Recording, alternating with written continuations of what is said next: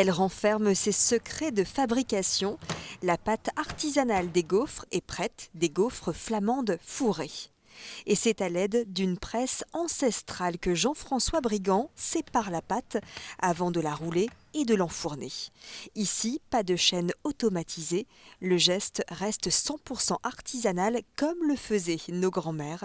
Un coup de main que l'artisan gaufrier répète depuis 21 ans. Il faut avoir le couteau magique et la main magique, hein.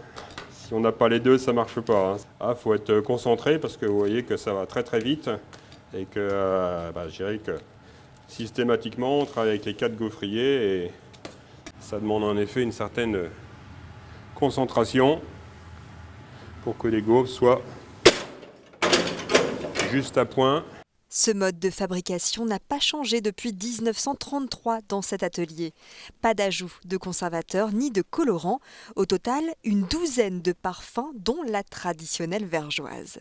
Alors comment reconnaître une vraie gaufre flamande ?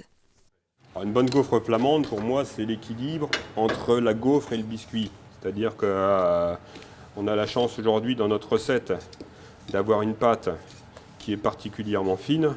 D'ailleurs, si on regarde un peu par transparence ici, on voit bien mes doigts au travers.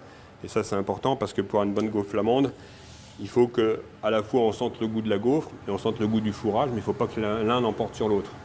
Les anciens faisaient des gaufres pour remercier les petits-enfants qui venaient leur souhaiter la bonne année.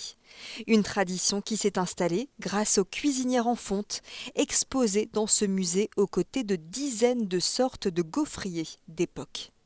Toute bonne famille du Nord a à la cave ou au grenier ces fameux gaufriers avec le cercle qui permettait de l'adapter sur la cuisinière et qui permettait donc de faire ces gaufres. Et donc aujourd'hui, c'est des objets qui sont recherchés parce que les gens ont envie de retrouver cette tradition. C'est un petit peu de notre patrimoine. Et notre musée, c'est un musée vivant parce qu'en plus des objets, on a aussi derrière la fabrication, la démonstration, puis bien sûr la dégustation. Dégustation que vous ne risquerez pas d'oublier, happé par les odeurs de chicorée ou de violette. Et vous pourriez être surpris par certaines saveurs, je ne vous en dis pas plus, ici au musée de la gaufre, à Houpline.